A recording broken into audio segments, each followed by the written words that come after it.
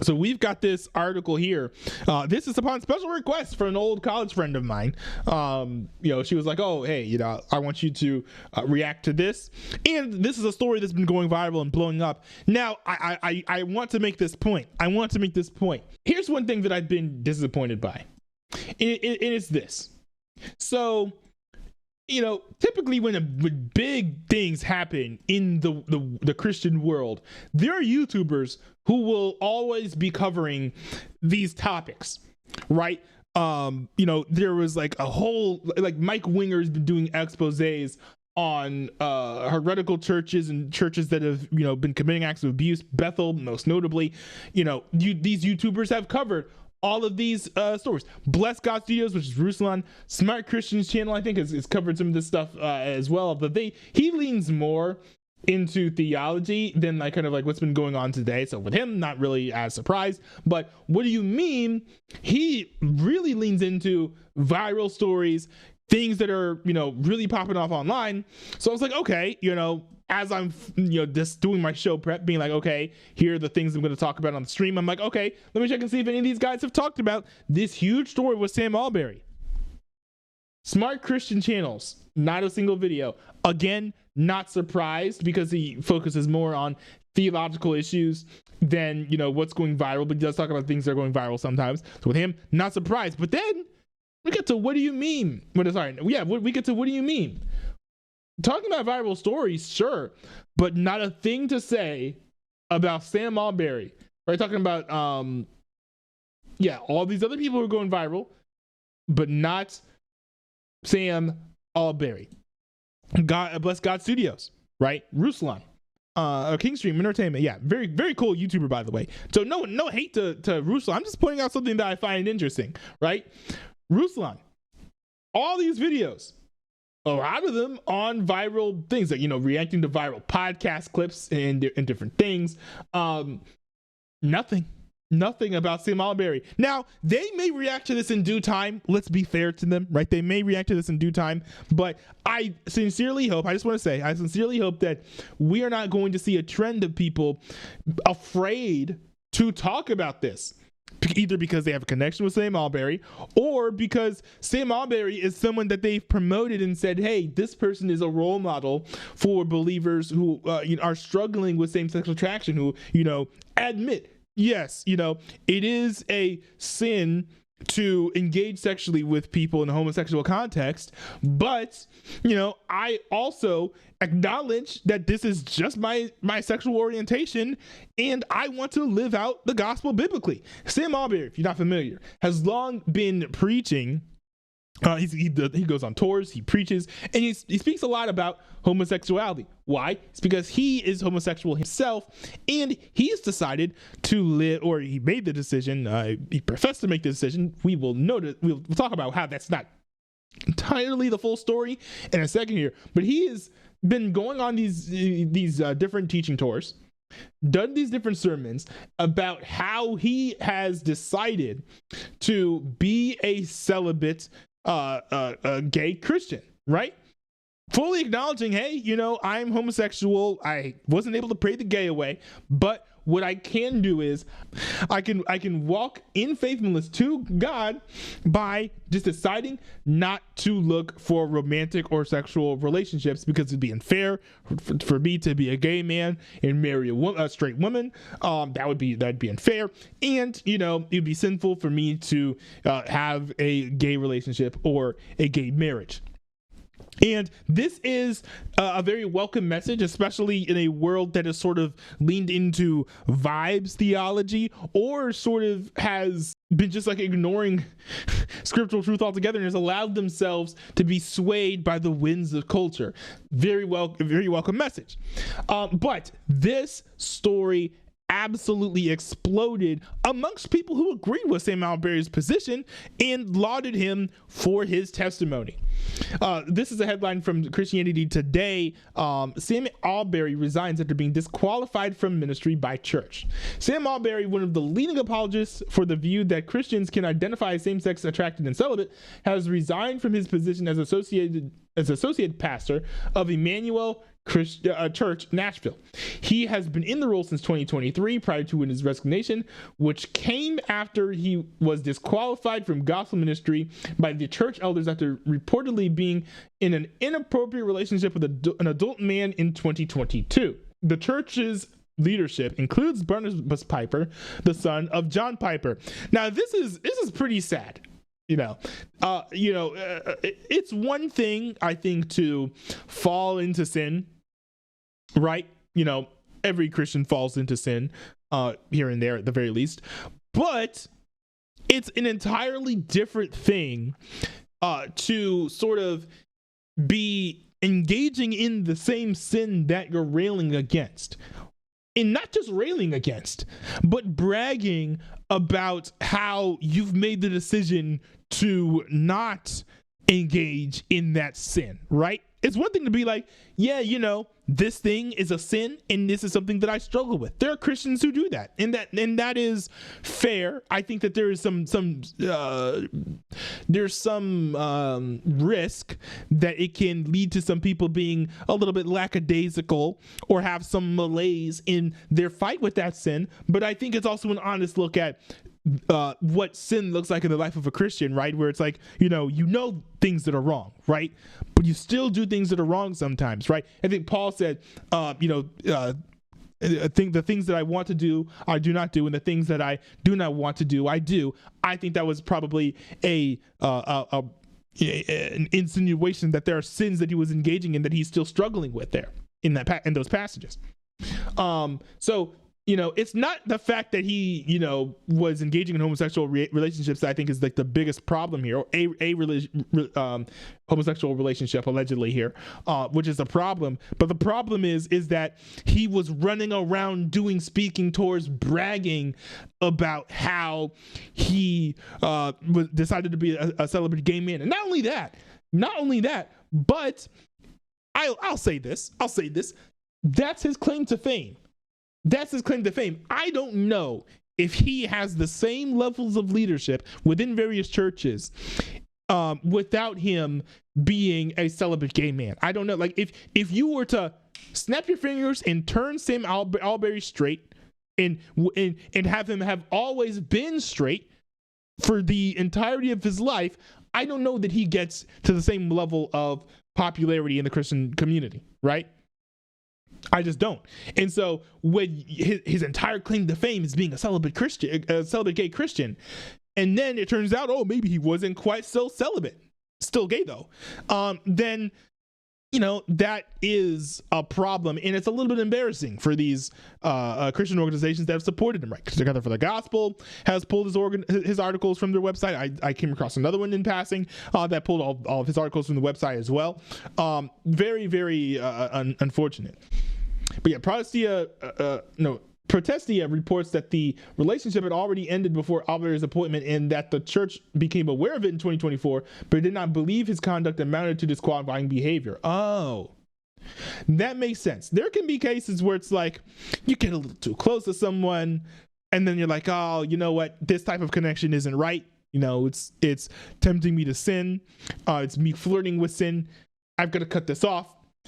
That type of relationship is the type of one where you would be aware of it and then believe it's not disqualifying here. All right, so it says the church leadership changed your position after new information came to light. Now, I don't think that this information has been made public. I don't know how important it is for the general public to know what the truth is on this. I think some people may feel like they're owed it, and I don't entirely blame them. I don't think it'd be the worst thing in the world for the information to come out, but these are also very sensitive and private situations. So, and I will say, when you're very loud about your decision to be celibate, I think that, if some non-celibate activities were taking place, one could say that it's fair for that to be just as public. One could make the argument, I would say. Now, I'm not encouraging people to go spread the details about his personal life, though. Yeah, that's just me. When you're dealing with sin issues, I think primarily the focus should be on repenting and changing and turning and changing your ways. you know? And then, of course, he's engaged with church bodies. So dealing with those church bodies and working towards restoration, if that's something that's on the table, to where he could be trusted again and return to his previous post. You know, pending repentance, of course, right?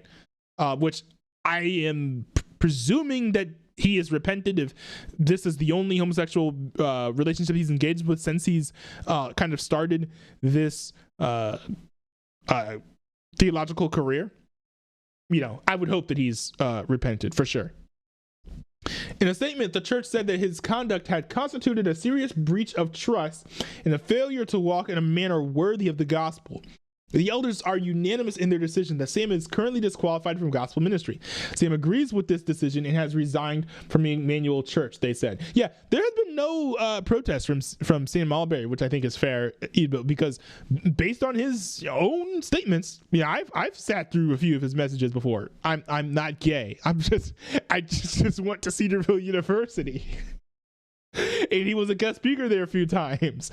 And you know, he has a very clear understanding of what is and isn't sexual sin, right? So for someone like him, you know, if he engaged in sexual sin, I don't know if he did or not, but if he engaged in sexual sin, then you have no other choice other than to be like, yeah, fair, you know, I'll resign. They added, throughout this process, Sam has been repentant, humble, and cooperative with the elders and outside counsel. Now, here's one thing I find interesting. If this is true, why is he still getting kicked out? Maybe it's because let's say that he lied about the nature of the relationship. That's fair. That's fair. But is that reason to pull articles from various websites? Allberry has also resigned from the Keller Center for Cultural Apologetics. The Gospel Coalition, which Allberry contributed to, said it would be removing his articles per TGC policy and procedures. They also removed John Tarwater's articles. That's a video I'll make at another point when I have more time to do so. We are heartbroken over this news, and we will continue to pray for Sam Emmanuel Church and everyone affected, it said. Living Out, which Allberry co-founded in the UK for Christians who identify as gay and celibate, said it would not be removing his articles as his many past contributions to this site retain their value. I mean, and that's entirely fair. You know, pretty much everything that Sam Allberry has said was true for the most part, from what I understand of, you know, kind of his hallmark theological statements. It just does become troubling and, you know, perhaps critical depending on the nature of that relationship for him to be talking about how bad gay sex is. And, you know, if he was engaging in gay sex, then it's like, well, I mean, yeah, but very unfortunate. It said in the statement, Living Out exists because of people like Sam and for people like Sam. We continue to appreciate all that he has contributed to Living Out. Please join us in praying for Sam and everyone involved in all of us impacted by this news, which is fair. Very fair statement. Allberry has been one of the leading voices for the contested view that same-sex attraction is not sinful so long as it is not acted upon. Where is that contested? If it is sinful to have a same-sex attraction, it is sinful for me to be straight because I'm single. Right? Like they are the same. Right? It's like, is it sinful to be tempted to lie? Is it sinful to be tempted to cheat? Is it sinful to be tempted to steal? Now, is it sinful to lie? Is it sinful to cheat? Is it sinful to steal? Temptations and proclivities to certain sins, and by proclivities I mean having an inclination to be drawn toward the sin. Is that in and of itself sin? No, it is not. But engaging in that sin is sinful, of course, right? Doing sin is sinful. Everyone knows this. But, you know, being drawn to a sin, and by that I don't mean necessarily falling into it, but finding particular sins attractive in your flesh, right? Your sinful, your fallen flesh is going to find sin attractive to some level. That in and of itself is not sinful.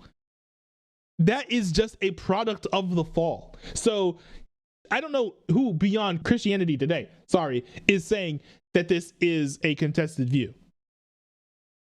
Let's see. He is the author, because look, one thing too, you can point to how popular his position is. Sam Allberry is a rock star, or was a rock star in the Christian community.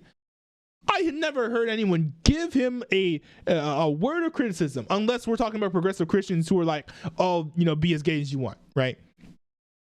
Other than them, I have not heard criticism of Sam Allberry in the Christian community, right? And I swim in fairly conservative Christian circles, right? So, if there were pretty conservative Christians who were mad at Sam Allberry, I would have heard about it, but I haven't, right? At worst, I've heard people be like, oh, he's one of the good ones. Which, to be fair, I mean, I understand that sentiment. Not that I agree with that framing necessarily. And I think that, people use him as a token to a degree. But, I was a big fan of what he espoused, But I will say that what he said wasn't true because he said it. What he said was true because it was biblical. So, to me, this does not shake my view on my stances on homosexuality at all, because they weren't predicated on Sam Allberry being faithful in his witness or sticking with what he preached. But yeah, we've got 3 final paragraphs. So let's read those and wrap this video up. Church pastor and writer Michael Clary said he hoped Allberry's resignation would prompt discussion in the church. This was no random moral failure, but the fruit of a system that refused to acknowledge same-sex attraction as a dangerous and sinful error, one that particularly aligns with the world's agenda of normalizing every kind of sexual perversion, he said. This is one of the most destructive forces in modern evangelicalism, and the whole godless enterprise needs to be dismantled brick by brick and burned to the ground. So is he saying that, like, if you have a homosexual attraction, you are not saved? That is odd. Now, I may read this at some point. I did click on the link to this article, and his byline says, and the headline is from Michael Clary from his Medium or Substack or whatever. Sam Allberry's theology led to this. And then the byline is, a man who believes his homosexual desire is not sinful has no reason to fight it. Now, here's one thing. His homosexual desire is not sinful.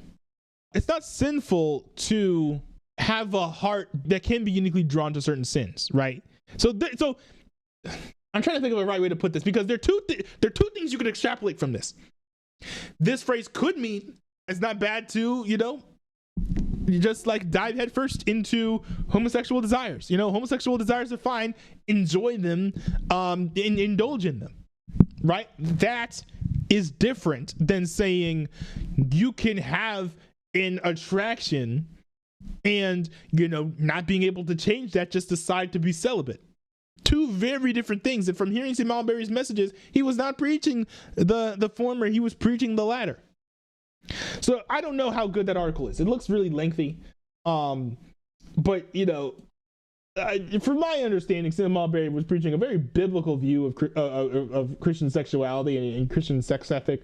It is unfortunate that he was unable to live up to the standard that he set for himself. And I think this is a warning to us all that, when we rail against sin, as we should not demand that other people be perfect, because other people will not be perfect. You should not also speak as if you yourself are perfect or are going to always be perfect.